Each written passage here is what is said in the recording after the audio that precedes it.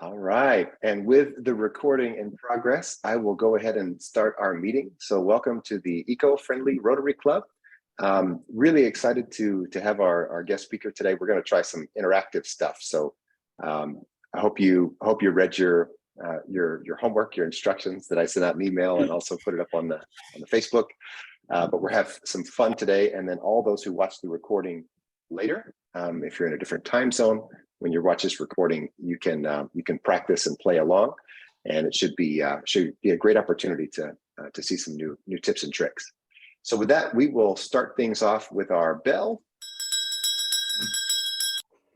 and the four-way test. So for anyone who's visiting, if you don't know about Rotary, Rotary has basically 4 values, 4 things that we commit to, whether you're in a Rotary club in Holland or in Florida or in Texas, it doesn't matter. So we call it the 4-way test. I'm just going to click through here, and if you want to open your mic, you can say it kind of as I click through, and we'll stay in cadence. The 4-way test of the things we think, say, and do. Is it the truth? Is it fair to all concerned?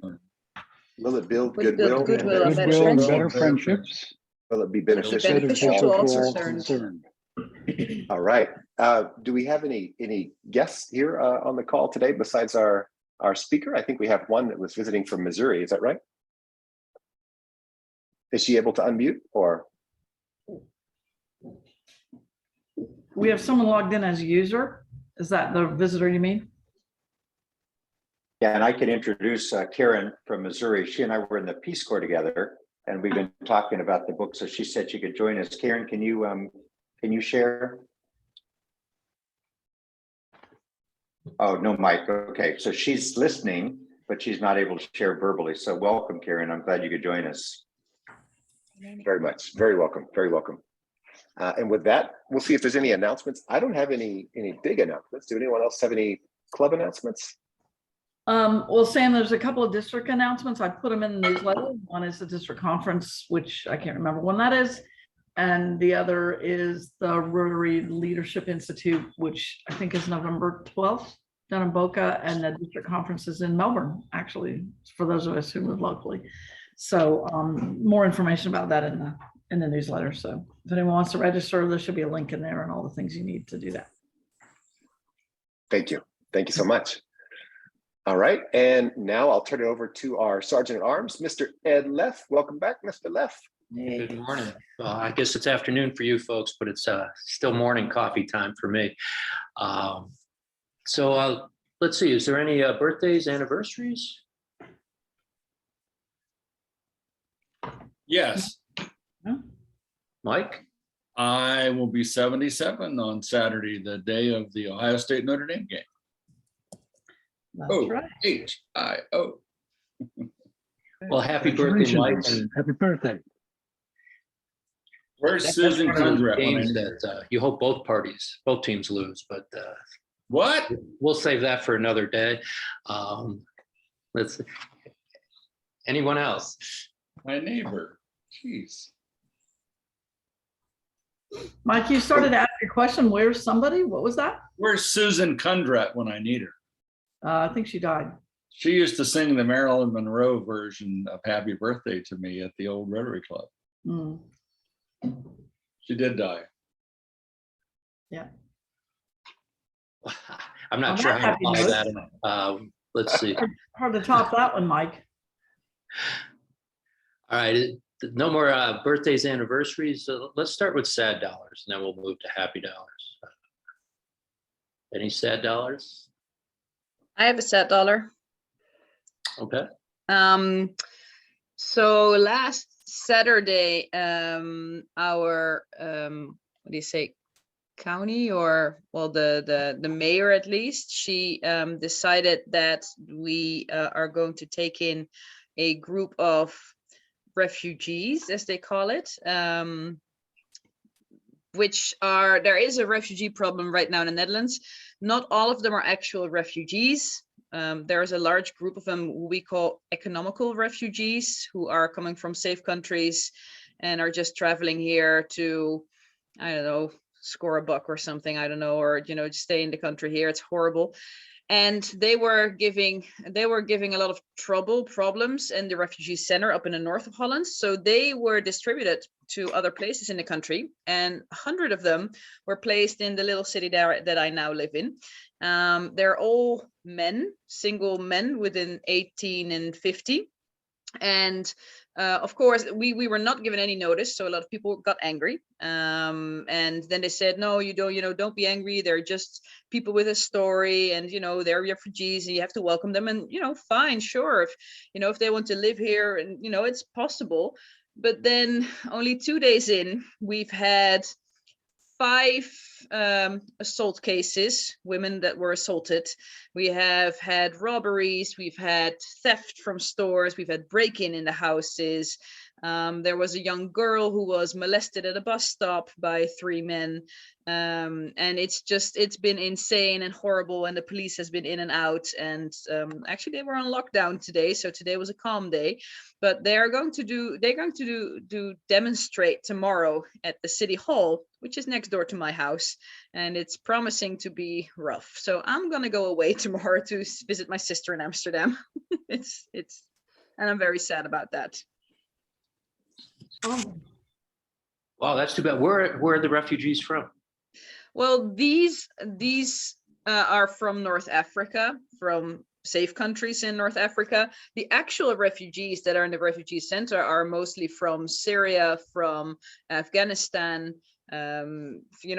countries in that area. We've had a lot of Ukrainian people early in the year, which they were welcomed with open arms, and they immediately got sort of into the society. They helped out. They have houses here now. Wonderful people. It's a great community. But these clearly are just people here to. Unfortunately, I don't think these people really are refugees, and that's what the problem is. They sort of ruin it for the actual refugees, and that's what I think is horrible, because they give all the refugees a bad name, which is not how it's supposed to be, because there are actual people who need help, just not these people. That's interesting. Yeah. All right, thanks, Denise. So I'm sorry, it's a long story, but that's my sad dollar. No, that's an interesting story. So thank you. Anyone else?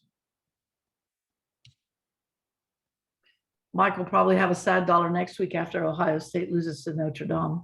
I'm sad that there's a dead oven in Ed's driveway. Is it still there? It was there, I think, yesterday. Wow. Did you ever call your neighbor? Yeah, it's Jerry's. I mean, he's just waiting for Brevard County Waste Management to pick it Okay. up. They're terrible. So, I'll check it out after the meeting.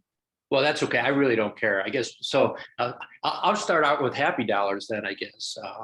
We were going to get a couch and put it in your driveway, an old couch. So I've got 2 happy dollars.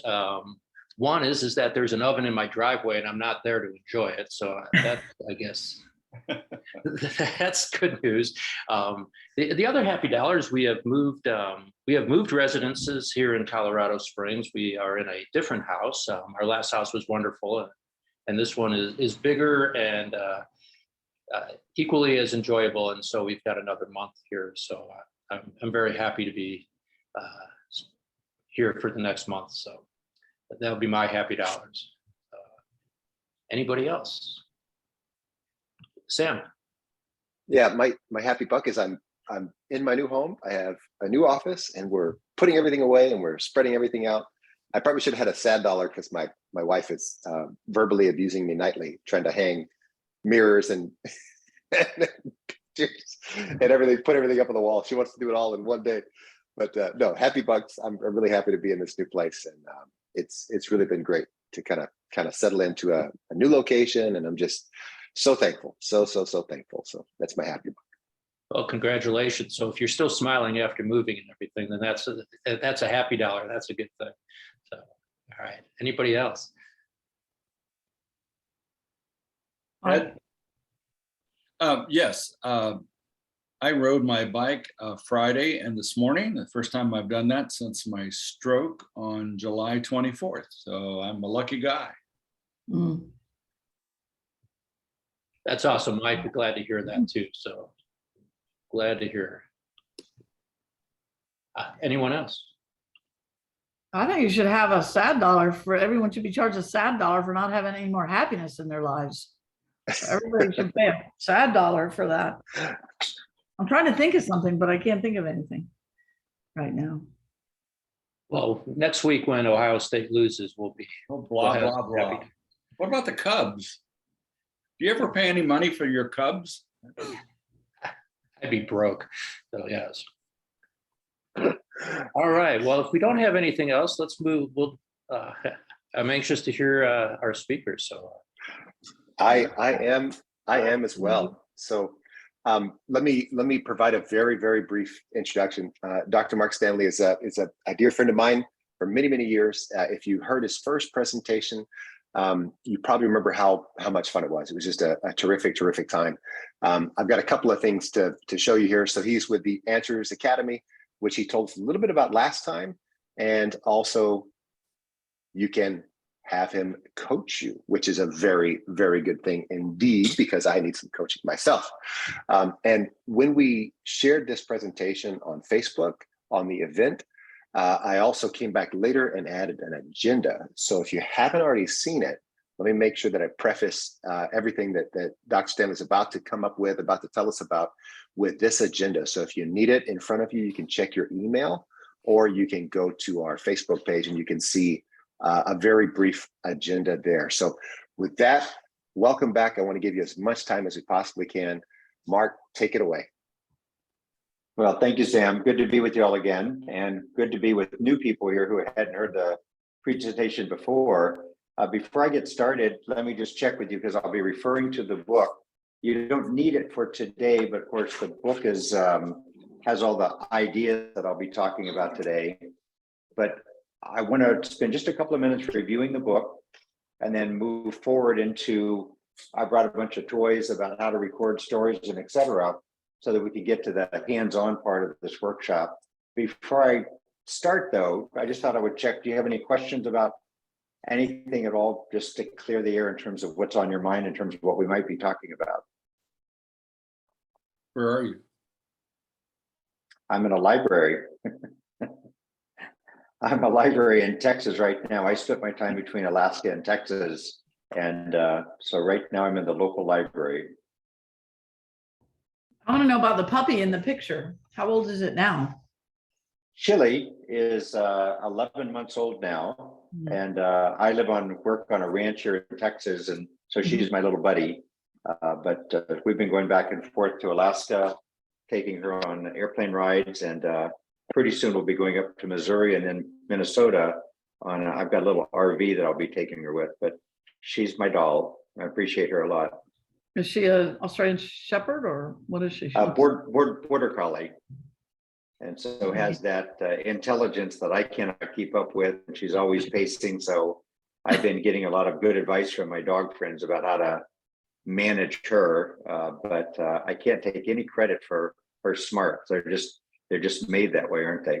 Yeah, they're very smart dogs. I've never had one, but they actually have here in Florida. There's a woman who has a small flock of sheep that you can take your border collie or your sheep. We Dave Andrews and I, who's also on the call here, have a mutual friend who has a what is Buckaroo, David? An Australian sheepdog, I think, Australian Shepherd, and he was taking that dog down there to let him herd the flock a little bit, but it's kind of a big, it's an hour drive for him each way, so he hasn't done it much. But they are very busy, very fun dogs. But I really enjoy her a lot.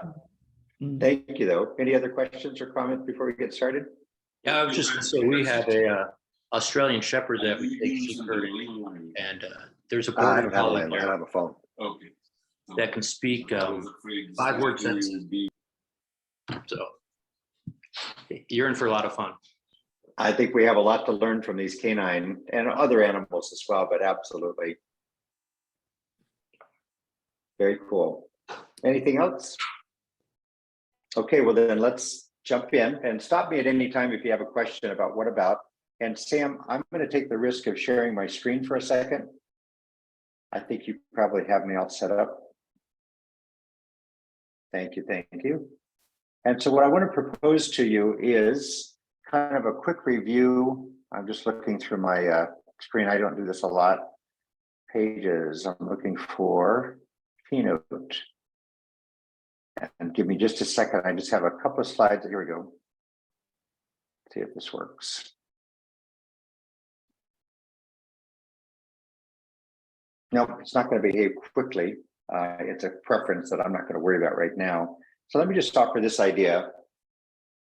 The key premise of this book is that we all have stuff. And I'm being polite in saying stuff. Some of it's valuable stuff, some of it's sentimental stuff, some of it's just stuff. That's, you know, if you look behind and you look at the shelves, all the stuff that Sam's been moving around, all the stuff that's historic, that's come to us from our grandparents and parents, it all comes into our homes and gets categorized as things that we ought to deal with someday when I have time to deal with that stuff. And so this book is all about that, is dealing with stuff, period. The first premise that I make is all of the stuff that we have in our lives are artifacts from our lives, whether we did them, somebody did them with us or for us or to us, but they represent our lives. And so in the book, I argue that everything that's in our lives, that's on our walls, that's in our building, that's in our garage, that's in our attic, that's in our storage unit, is what I like to call my museum of me. My museum of me is something that, this is my diploma, this is my Eagle Scout badge, this is my softball that I played when I was 10 years old. They're my museum of me. And as long as I leave them as my museum of me, when I pass, they're probably going to pass with me, because nobody knows the story, nobody knows the values, nobody knows the currency, unless it's financially valuable. The research that I've done interviewing well over 50 people for this book is that most of my museum of me will go with me. I can't take it with me, so I'm not going to take it to heaven or hell. Somebody's going to put it in a dumpster and say, oh gosh, I wish Mark would have told us the story of that. You follow? Does that make sense? Okay, so the premise that I have in the book is that unless you tell your story of that stuff, it stays my museum of me. And what we're going to be doing over the next half hour is I'm going to be showing you exactly a formula for curating, using that museum word curation, to take it from my museum to our museum of us. And then quickly, what I argue in here is that by telling the story, sharing the values, and creating a dialogue with members of your family or friends, that what you do is you take the stories and the values, that stuff, and you communicate it through your stories, what I like to call digital stories. So the process, and we'll jump in here in just a second, is to take the time to actually tell the story of that stuff. And actually, Sam, do you have the ability to throw up that agenda? Because this is what I suggest, and it's only a suggestion. You don't have to follow my ideas. They're just good enough to criticize. But if you look at the agenda and we go step by step, thank you, sir. Can you kind of blow that up a little bit? I don't know if that's possible with Facebook. Yeah, perfect. So this is what I'm going to suggest that we do today. First, I just want to reintroduce, which I'm doing right now, and it's written on page 13, a pretty rich description of the 6 sections or 6 parts of the book. Number 2, I have, just being silly, I've created this, what I call a grandparent wine, because in the end, your best practice is to say, I can do this myself, but what's even more fun is to recruit a child, a grandchild, a neighbor, somebody who will help you digitize. So that the wine is that I'm wise because I'm learning to digitize. And that's what I'm offering in this whole curation process, is digitizing your stuff, curating it through doing digital stories, period. So I'm just going to model it one time, then we're going to pause for clarification. And then I think what we'll do is try to take on a couple of your pieces, period. So first of all, select an object from your museum of me. So you keep it, that's okay, keep it on there, Sam, and then this, you can see it in my picture. This is a photo of my grandfather. We call him Papa. My families are from East Texas. And this is a picture of him when he was 19 years old, period. So there's my object. Then next, I'm going to set up my camera.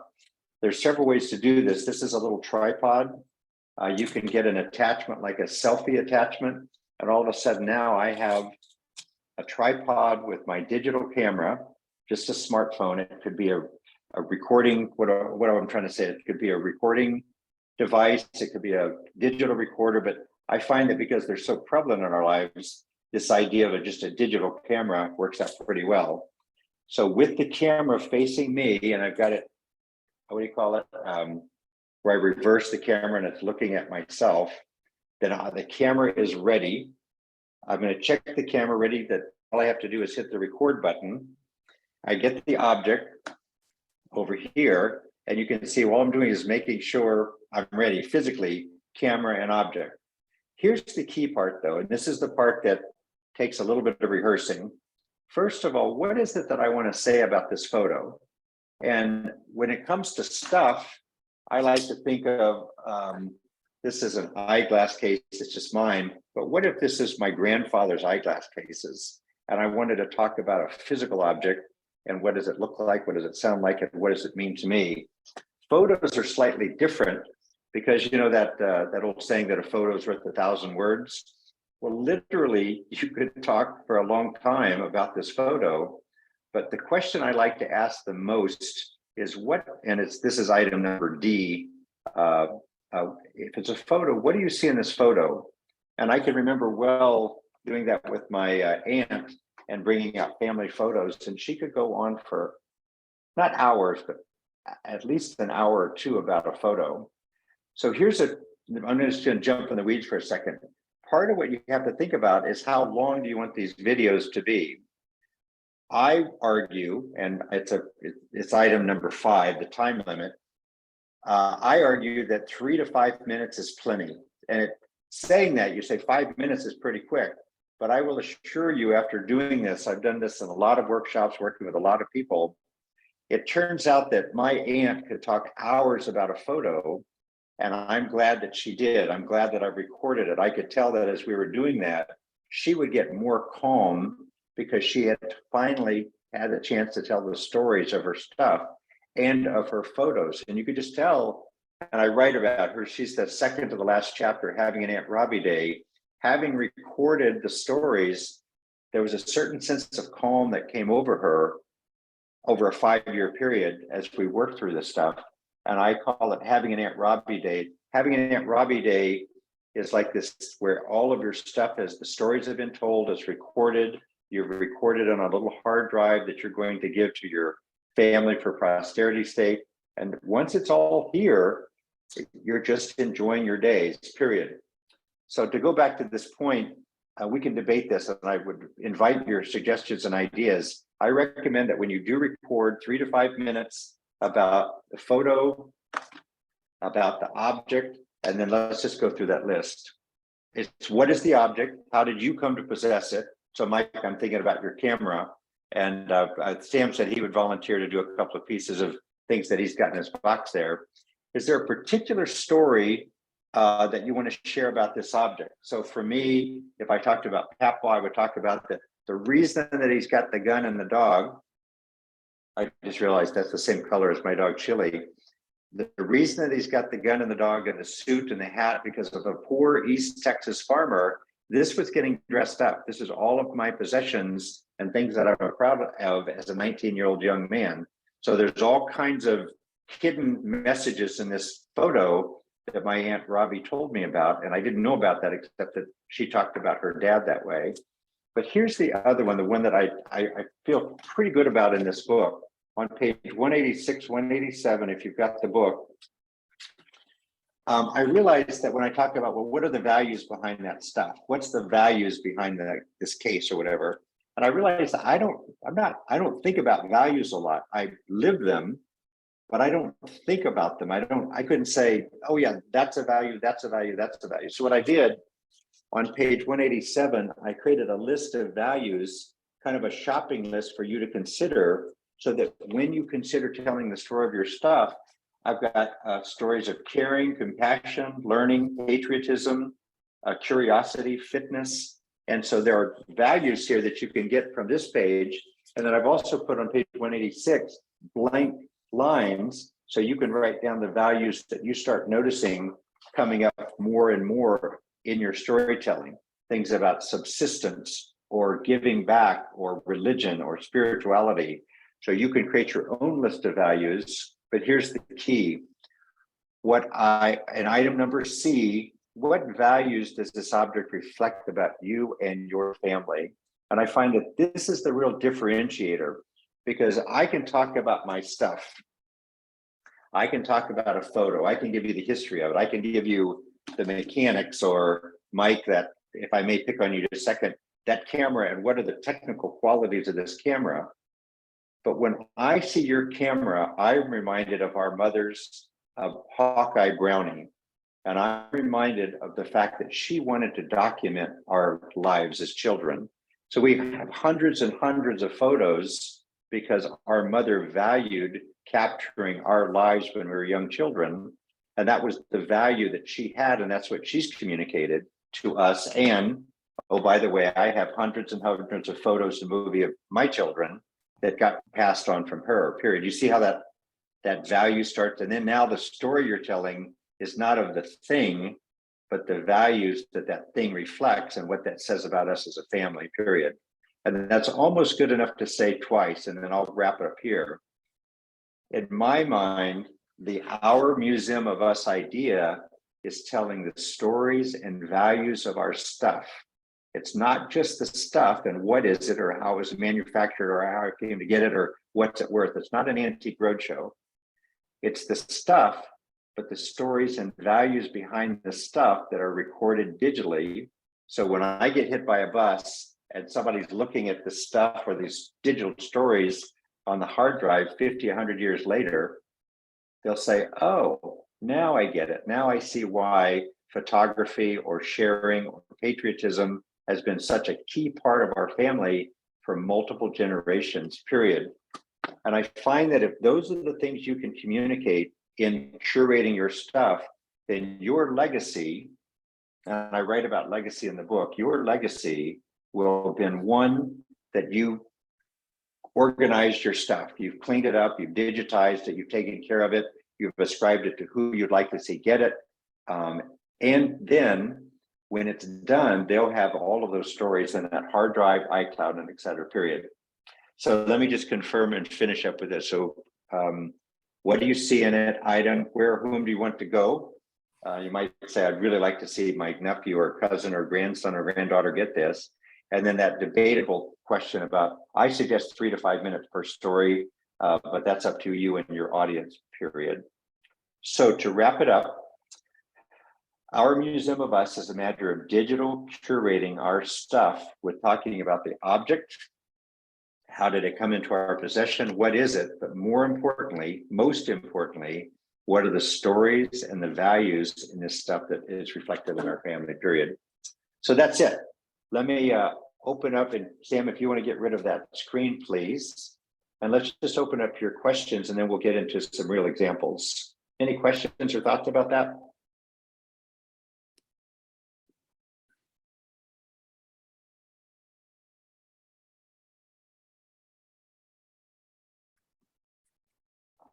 All right, so let's get specific.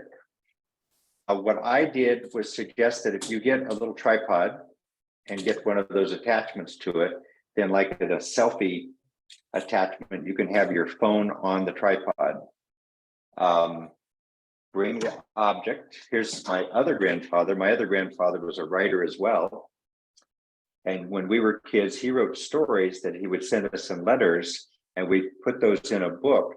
So these are all the letters he wrote to us about growing up as a young man in Missouri, by the way. And so I have the ability now to make these digital. So they're digital. I'm actually making a book out of this that I'm going to make available on Amazon. Not for, it's for sale, but it's mostly for my family, just to put the book up as a book up on Amazon with all those stories on them. So then now I'm going to take my 3 to 5 minutes.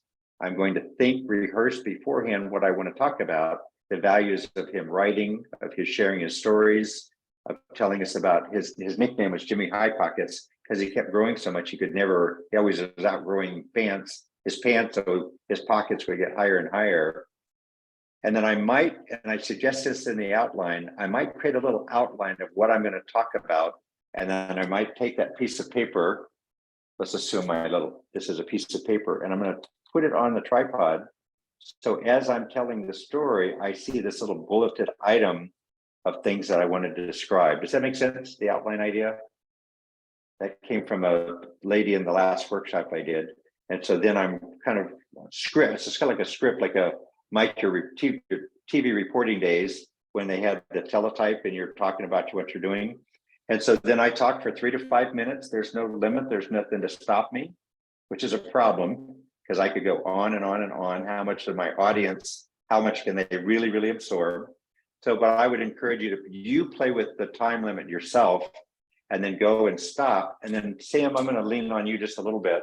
So I've got all of these recordings of me talking about the stuff. So I'm going to pick up the stuff. I might do 2 or 3 different items per day. I just make it a daily habit of doing this. Then the recordings, I can actually put them on a thumb drive because thumb drives are incredible how much they store, but probably not.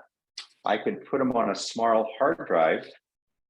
And these have gotten incredibly, what's the word, terabytes. So you can, remarkable how many stories you can record on that. Then the challenge with this is, what if this gets run over by a bus and is destroyed, then all my stories go away. So there's several arguments of creating duplicates of these and that you send these out to your family. So everybody's got one of these, and that's probably an okay idea. I actually like that idea. And then the final solution is the cloud. And Sam, let me come back to you because you can put them on the cloud, the Google cloud, the Microsoft cloud, the Apple cloud, and et cetera. But technically, we don't know where the cloud's going to be in 20 or 30 or 40 years and who has ownership of it. So Sam, what's your opinion about storing things on the cloud?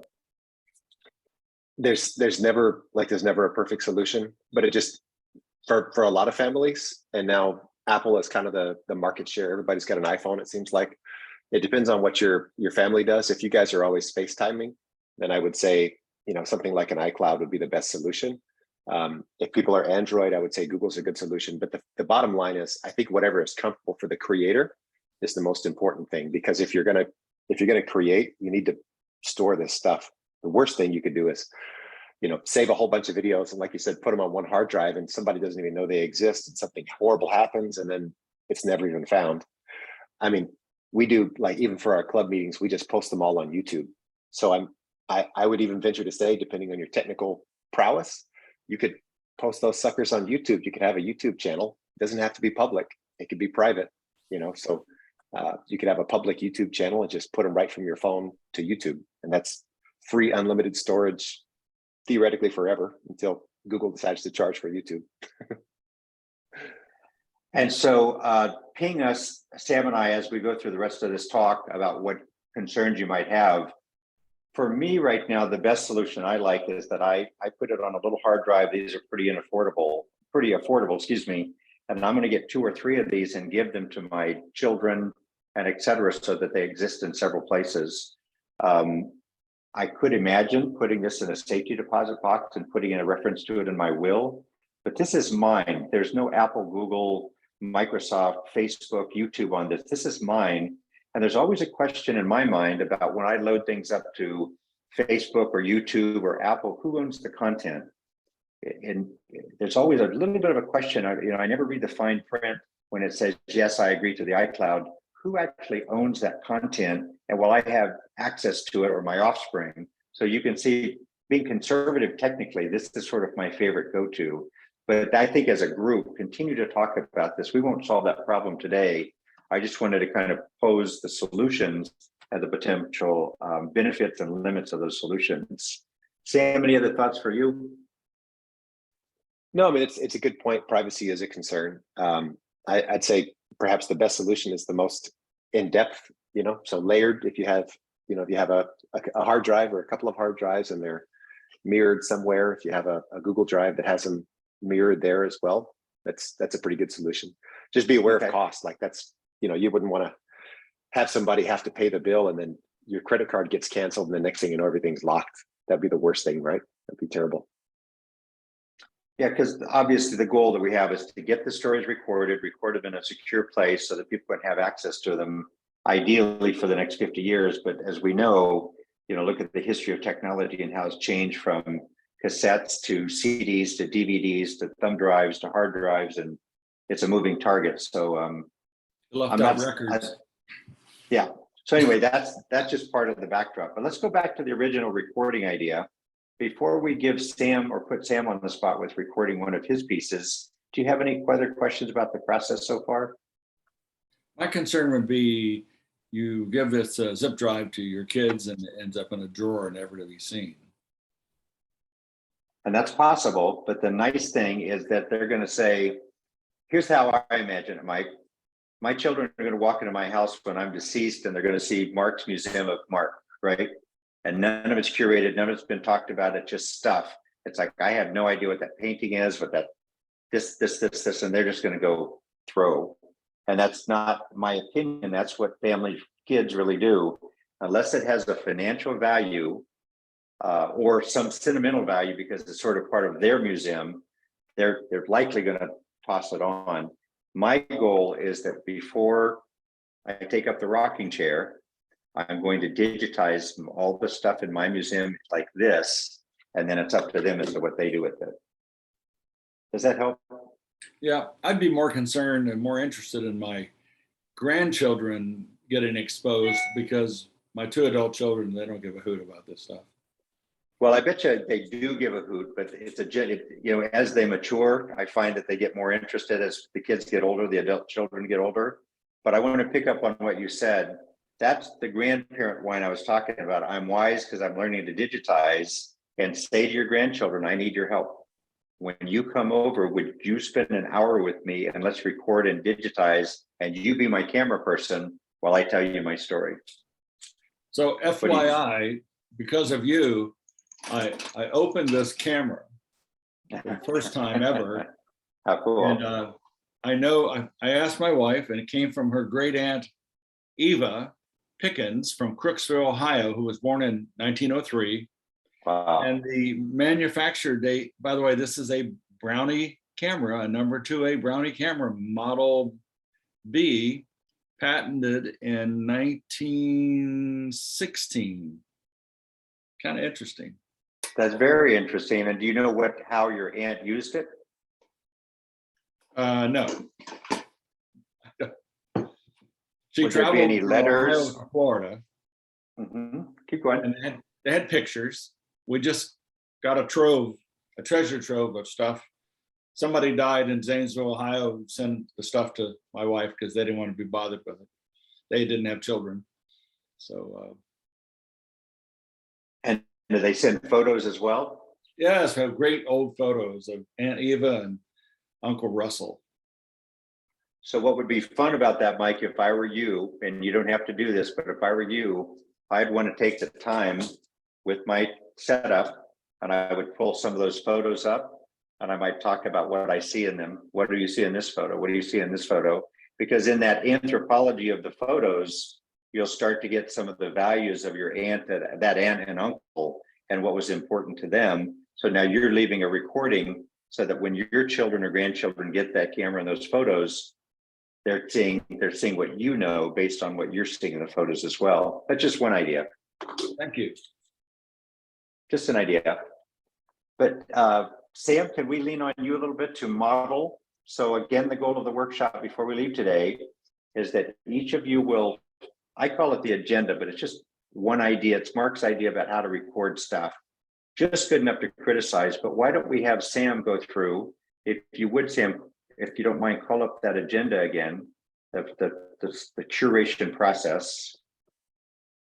And then let's let you go pick up an object. I think he's dealing with a security guy that's come in. Perfect. We're good. No, we're Okay. good. Sorry about that. It's terrible timing, but yeah. Let me go ahead and turn the camera on here, Mark, and I'm going to surprise everybody with. And if you could too, Sam, call up that curation steps. So as you're doing it, they can see you doing it. Okay. Is that the right makes orientation? sense. Does that look right for everybody? We're not Yeah, seeing the screen right. sharing yet. Are y'all seeing So- the screen share? I got a couple of things. So here's the fun part. So Mark showed you he showed let me see, did my spotlight work? Yes. Oh, yes, good. So Mark shared his tripod, and while we were talking before the meeting, I just remembered this is something I do. And I'm a nerd, I know, but I have stuff like this just laying around. This is my iPhone. This is a little doohickey you can buy on Amazon for $10. And this is my hand. And ready? This is also my hand. Very cool. Okay. Very cool. So what is it? It's just another participant, but don't get lost in the technology. The point is you could do what Mark was saying with one of these gooseneck type situations, and you could almost make like a document camera and just speak the words and move things in and out of the frame. So that's just another little tip for you. And let me screen share. This might be a little bit complicated back and forth, but there we go. Okay, so I've got a couple of things going on. I've got the screen share. I've got the screen share of the instructions that I think everybody's seeing. Mhm. I've got the document camera with what I'm about to talk about. And so here goes. Here's my thing. So bear with me. This is a first time, right? Okay, so what is the object? The object is, this is a picture of my grandfather. You can tell he looks just like me. His name is Samuel Paul Bourgeois. This is my grandfather, and this picture was taken in the Philippines during World War II. Sam, So we that's- can't see the picture anymore. We can just see the agenda. Oh, here, let me stop. That way it'll go back. How's that? Right. Okay, now we can see it. Okay. Thank you. It's a spotlight feature in Zoom. I don't know how to play with that, but so this is my grandfather, Samuel Paul Bourgeois. And the reason I chose this object, and I'm going to look at the agenda mark on the side here. So this object is a picture. My father passed away in March. His name is Michael Bourgeois. He, for some reason, I don't know what happened, but my grandparents did not pass on the name. But I am Samuel Bourgeois, Samuel Paul Bourgeois. My son is Samuel Paul Bourgeois. My grandfather is Samuel Paul Bourgeois, and his father is Samuel Paul Bourgeois. So what I have here is a picture that was given to me by my sister when they cleaned out my dad's stuff of his father. And that's how I came to possess it. And the story that I wanted to tell was not just about my grandfather, Samuel Paul Bourgeois, but about his father, because what's very interesting is that around the time, I can't give you exact dates, when this photo was taken of my grandfather, his father, my great-grandfather, attempted to re-enlist and was told that he was medically unfit. And so, Mark, when we were talking about this, I pulled this up as well. This is the U.S. Army discharge papers from my great-grandfather. And you can see the date, April 28th, 1919, kind of at the bottom of that paper, toward the bottom, April 29th. So my great-grandfather served in World War I and then attempted to re-enlist and was denied December 3rd, 1943, which happens to be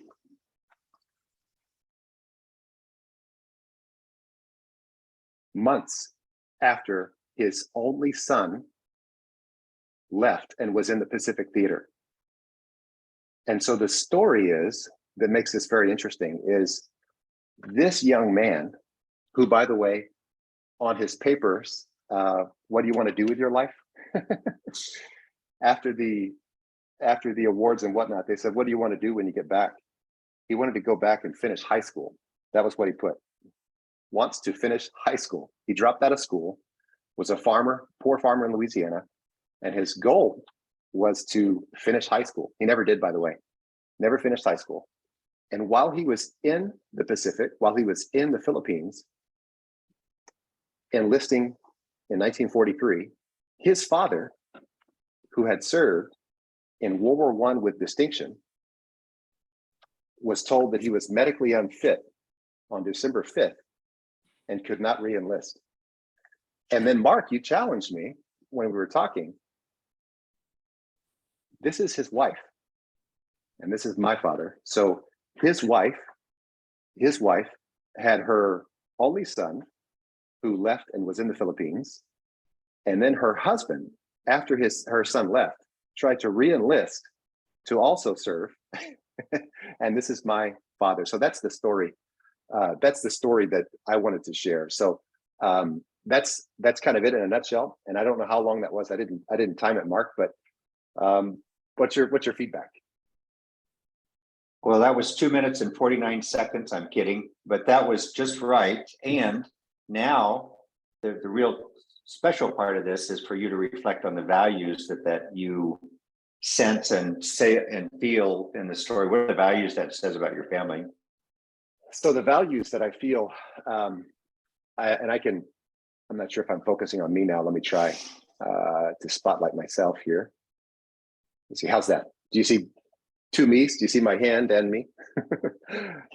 So the values that I feel like this, that this represents to me are a deep sense of patriotism, a deep sense of honor, a deep sense of, respect for the military, respect for this country.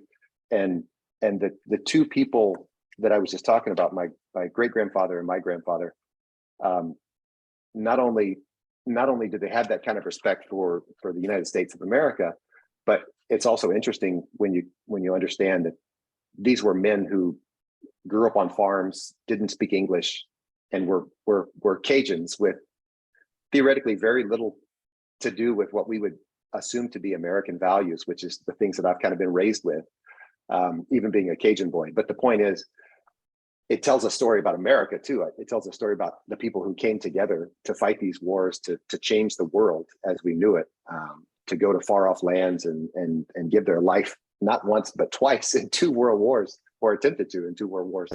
So it speaks to me about a determination and a spirit of, a spirit of honor and some type of greater purpose. And so here at the point to my audience, I wonder what's in your mind. What questions does Sam's story bring up? And sort of being his critical circle of friends, what kind of questions do these stories bring up for you? And I'll give you one example. Sam, part of what I'm also getting from this is they had a sense of adventure. And I wonder how much their desire to go into the military was obviously patriotism, period. But I also wonder to what extent they're going into the military and signing up was a sense of adventure. I mean, I'm talking to a young man who's been from Louisiana to Alaska to China to Florida. I sense in you a sense of adventure through travel. And I wonder if you've picked up some of that from their desire to leave Louisiana, period. So you see what I'm asking Sam is to reflect on another value he might not have thought about. Do y'all have other things that you've noticed in his story that you wonder about?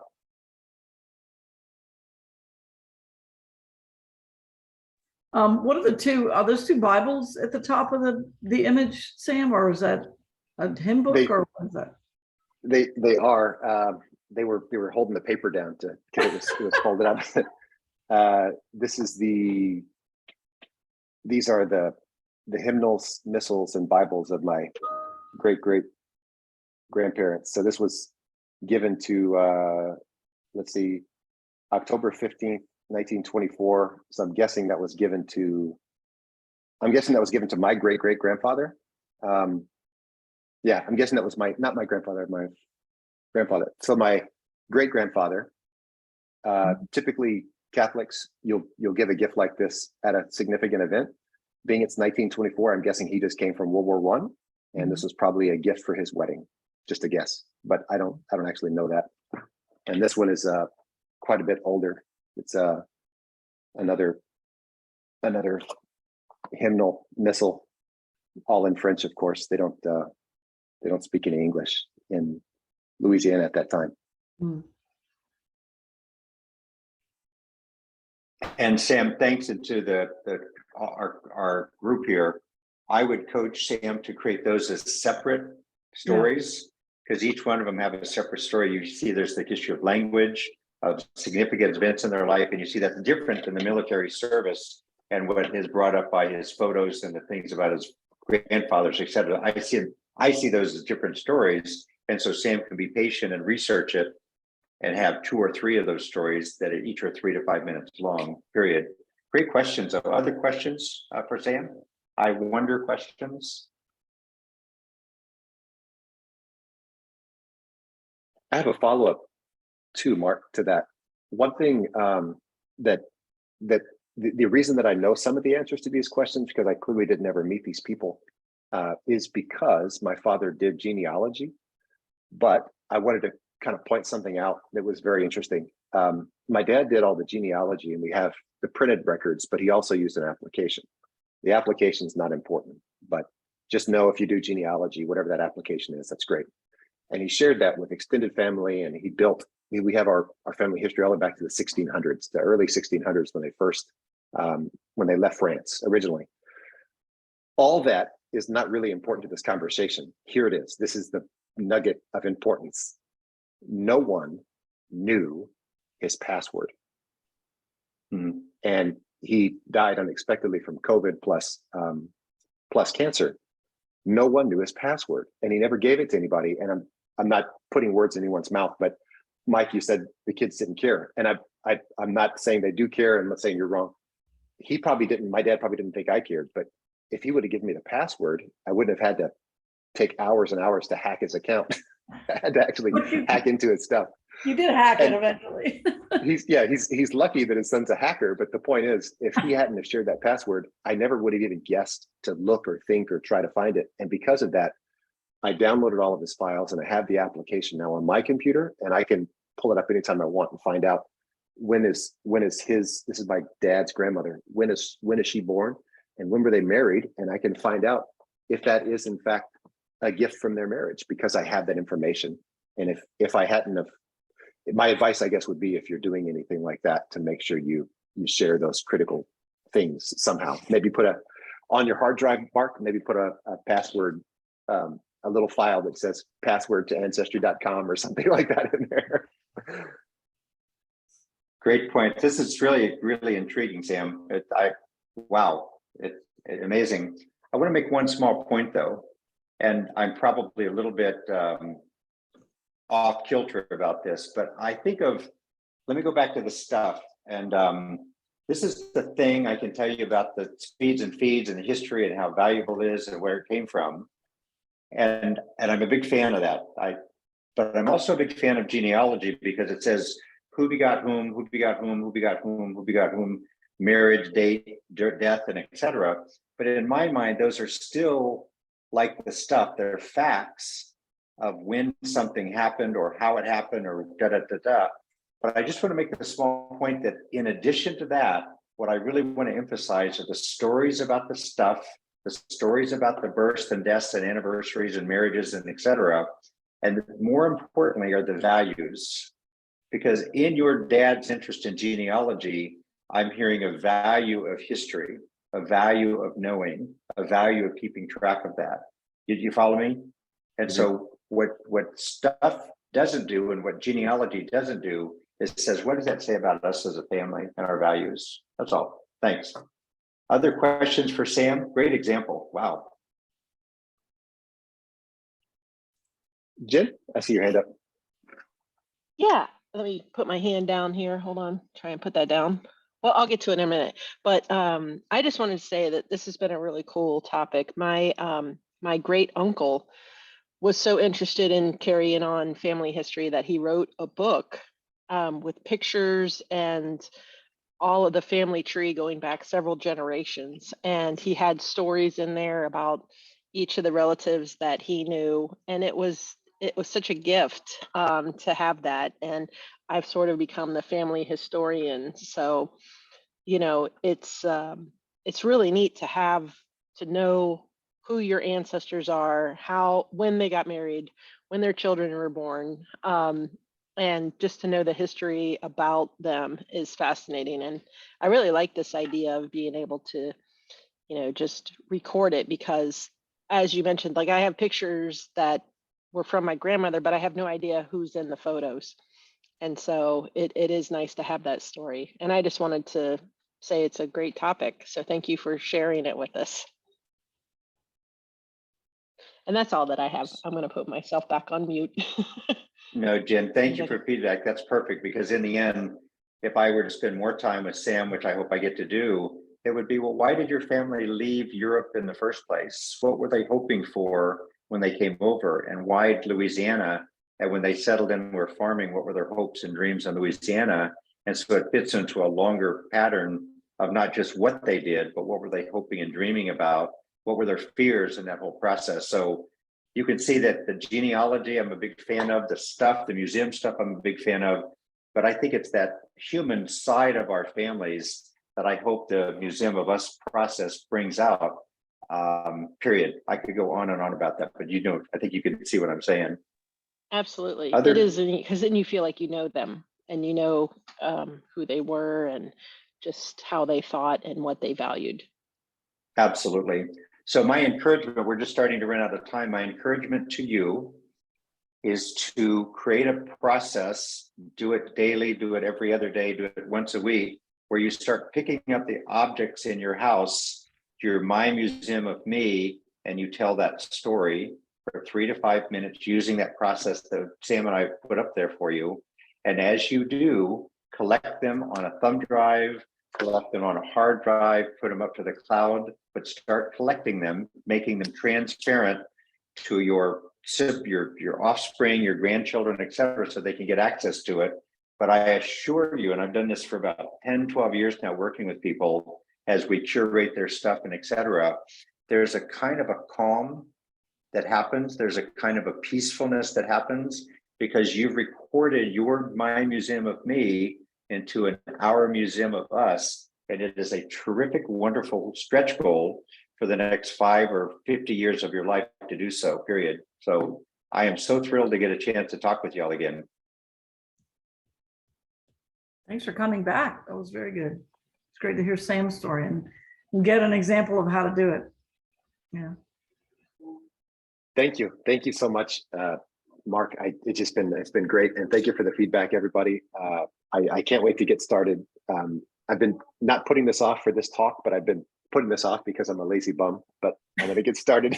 I'm going to get started ASAP. So thank you. Thank you so much, Mark. Well, you're welcome. And I will tell you, because I've done a lot of book talks and workshops, and the norm, and please hear me clearly, the norm is that we don't do this. The norm is that someday I'll get to it. The norm is, oh, that stuff in my back bedroom. We don't do it. And I'm as guilty as anybody. And I've been writing about this and talking about it for 12 years. So you really have to think about a new habit of curating. And this is, I think we all agree that this is a good idea, but in my world, ideas, I have 100 ideas a day, but they're not a good idea until I act on the idea. So my encouragement to you is to create a habit of curating with family, get the kids, the grandkids, they're involved, and create this. It's just every time we get together for Christmas, and too often we complain about children spending all their time on these smartphones. What an opportunity to channel that and say, hey, bring that smartphone over. I want you to record me. So we can use this as a positive, but it is difficult. It's something that we don't do normally, but just create a new habit with family and create this dialogue about our stuff and our family values. So thanks again. It's been really, really a real pleasure and an honor to be with you guys. Thank you. Thank you. Thank you so much, Mark.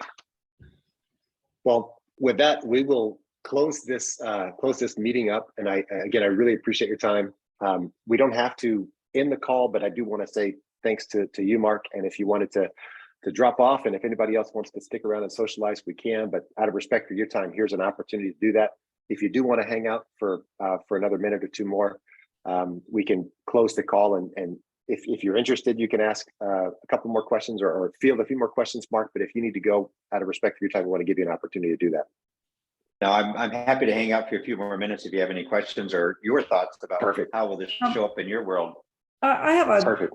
sort of a comment, Mark. I may have mentioned this when you spoke to us before, but my father was a cowboy in he was born in 1928, so it would have been about 1934, 35.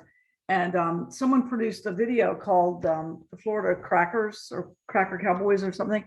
And my dad sent me the link and he said, I think there's a picture of me in there. And so I started watching the video. He said it's actually in there twice. And I'll share the picture with you, which I then took that story, the story of that picture. Hang on, this is let me move this. This is the comic book I had made. from that story, and it's a true story about my dad. Oh, wow. And so I had this comic book made. I'll show you the originating picture in a minute. But so if we go, no, I don't want to do this. So then I had the story made based on that picture of what actually was a true story of what happened to him when he was a cowboy. And it's about, I think it's 10 pages or so. And that was kind of a fun thing to do for me. We gave it to him for his 93rd birthday, which was a year ago, March, so he's now 94. And he was a bit befuddled by the whole idea of it, actually. Here's the originating picture. I'll try to enlarge it. So this picture we cropped out of a video, and that's my dad right there on the very left. And the ranch owner was next to him. And then the guy, he said he didn't know who the other guy was. But that was a fun thing to do. But to be perfectly honest with you, my dad was completely befuddled by why is there a comic book about this? Because he's 93, right? He doesn't think comic books. But it was a lot of fun to do, and it was just kind of a good way to capture that whole story visually. And I have a friend's son who's an artist do that for us. So I just thought that was kind of a cool way to do something like that. That's a great one. I think the young people today call them graphic novels. So just it would make a difference to them, but what would be really interesting would be to give it to them and say, what is it that we got right? What could we have gotten better? And what did it feel like to be a cracker? Why did you choose that? Of all the things you could choose, why did you choose that lifestyle? Why was that important to you? So there's all kinds of follow-up questions I'd want to do as well. That may be dragging him into an emotional depth that he might not be prepared to do at 94, but it would be something to approach him with that. Yeah, but I do know when I gave him the comic book at his birthday party, he was like, "What's this?" You know, he just didn't get it. And that's okay. It's taken him a while to come around, I think, but. No, I can appreciate that. Our dad's 95. And when I approach him with specific, what about questions, he's more reluctant. But when I go to him and like, this is his father, and I say, "Hey Dad, what do you see in this picture? Tell me about that dog. Tell me about that gun." And with that graphic novel, you could say, "Well, tell me about horses. You had a relationship with horses, you know, especially cowboys and crackers. They were nuts. I mean, their horses were like their best buddies. What about your horse? What tell me about it." And so give him open-ended questions and see how he responds to that. Just an idea. I had to be very careful to get the details right. To get the horse's name was Chinkapin, and I had to look up the spelling of that because that's some kind of nut out of the Blue Ridge Mountains. It's a type of a nut of some sort, and where the horse came from and stuff. So I tried to get as many details as possible because he's very, very detail specific. I tell stories. Yeah, well, go ahead. I'm going to encourage him to sign up for your workshop because he's got hundreds of stories.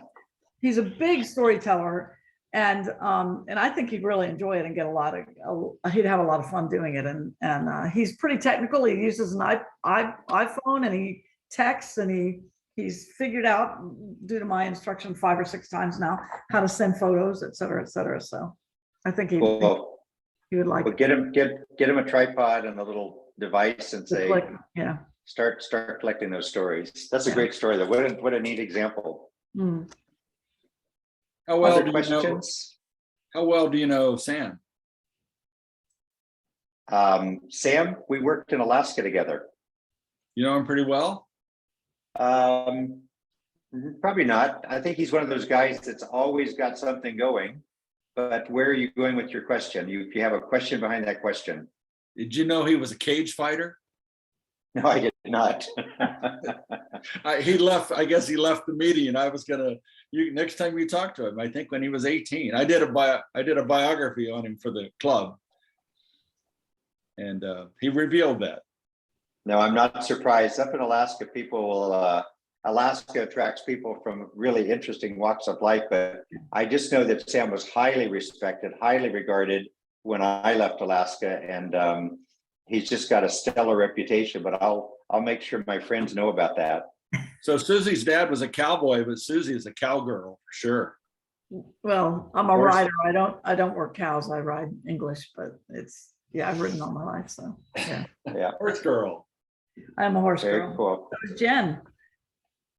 Horse girl. Well, do y'all have any other questions about what about and how I get started with all this?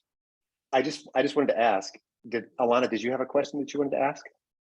It wasn't strictly a question. It was actually a comment that it's the timing of this is really interesting, at least for me, in the sense that I went back home to Florida to visit mum and kind of also to pick up a couple of pictures for the wedding, like when I was younger and whatever else, and looking through family pictures. And it was a really interesting time where I actually ended up finding these two photos of mum.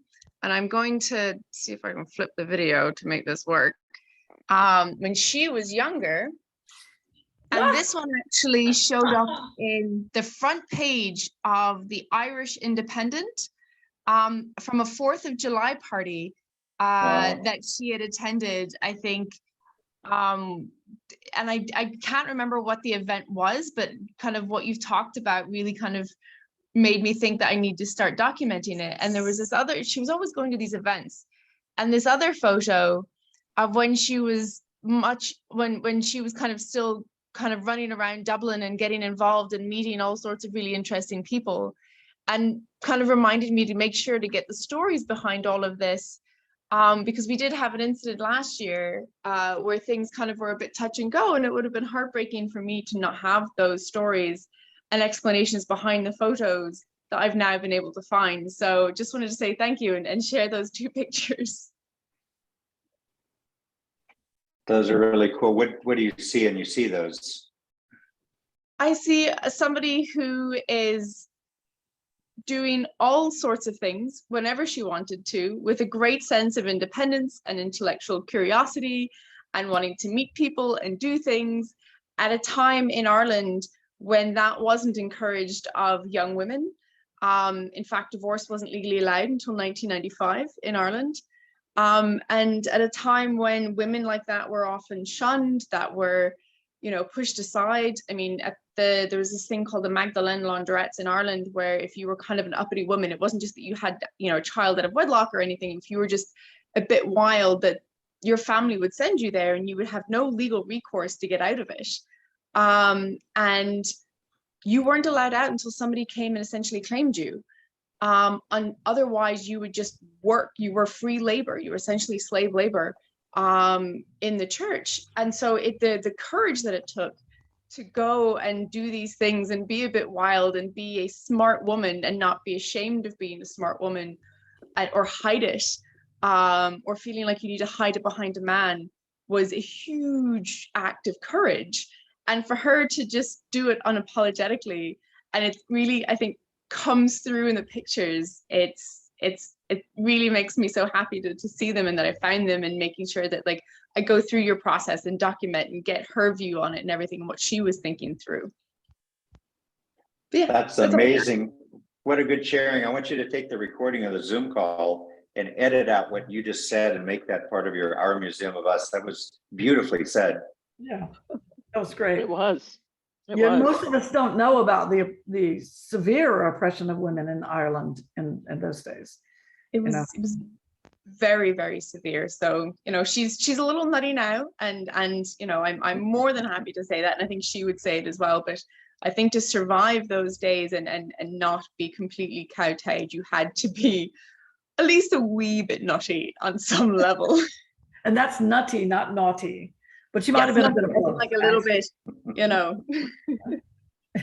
Those are great pictures. That's And awesome. great stories. Well, y'all forgive me, I've got to run for now, but I am picking up on a thread or a theme that I'm picking up from y'all as a group. What an interesting group you are, focused on the ecology and the environment and et cetera. But I have a sense that if y'all would find a time, maybe once a month, just to talk to each other and help encourage each other to document things. I'm still wanting to hear what Mike finds out about this camera and the other things that Sam finds out, or I mean, it might be fun just to make part of a program once a month to say, we're going to devote 10 minutes to let Mike talk about the camera and what he's learned about it, and record him as he's doing that. So that'd be, there you go. We were ahead, sent Mike. this pile of photos. Well, you know, And- what Mike was doing at the start of our club, which was 2 years ago, he would interview various members and do a spotlight. which was great fun, but it would be fun to go in more in depth, because that was only a few minutes, a couple of paragraphs about each person. And now that we're all kind of old members, we haven't done that lately, but I think more in depth would be fun. And Susie, what I'm suggesting is that is powerful, but the idea of interviewing yourself and then sharing what you've learned through your interview. So Mike interviews himself and finds out through that camera, those photos, that this is a part of our family. And so the sharing would be, I've interviewed myself this month, and this is what I've learned about me and my family. And that's what we share to the group. That makes sense? That could be just a more intimate spotlight sort of thing. Yeah. That's it. Yeah. Cool. Well, y'all, have it's been a cool real people. pleasure. Yeah, no kidding. Y'all are a lot of fun to talk to. So thanks again. And forgive me, I'm shameless. I'm going to put one plug in. I did finish another book recently. So if you go to Amazon and look me up, this is, I did this with 2 medical doctors, and the title is a little bit confusing. This is written for 20, 30, 40-year-old men who are learning to become an old man. It's not about being an old man, but this is my latest book. If you're interested or have young men in your families that you feel like you want to give them some specific advice, shameless plug on my part. But thanks y'all again very much. And I look forward to talking with y'all again soon. Come any Tuesday, where you just click the link and you'd be welcome. So we're always here on Thank you. Tuesday at noon. Thanks again, Mark. What does You that guys Okay. take care. Oh, what was that? Did you say something, Susie? No, I said, yeah, no, that's it. I'm gonna close Okay. it. Nice to see you, Jen. Yeah, Nice great to see you, Mike. How are you? Alana, you are beautiful. Did she So drop off? That was fun. This, we found out this is a lighter. It's Yeah. we couldn't figure it out. It, has a deck of cards on it, and somebody else looked at it, and I just dropped all the stuff on my lap. Anyway, from World War II or something. Yeah. Huh. Huh. That's All pretty right. cool. All right, kids, I'm gonna Well, close. I'm the gonna meeting. drop. Yeah, I See gotta you go. too. guys. All right, see Okay. you guys. All Take right. care. bye-bye. Bye, guys. Oh, Mike, well, Mike dropped off too. So I talked to George Becker recently, and he wanted maybe all of us to get together. So I'll try to put together maybe a early dinner or something in the next couple of weeks before I start all my travels. Okay. All right, I'm gonna close the meeting, David. See you later.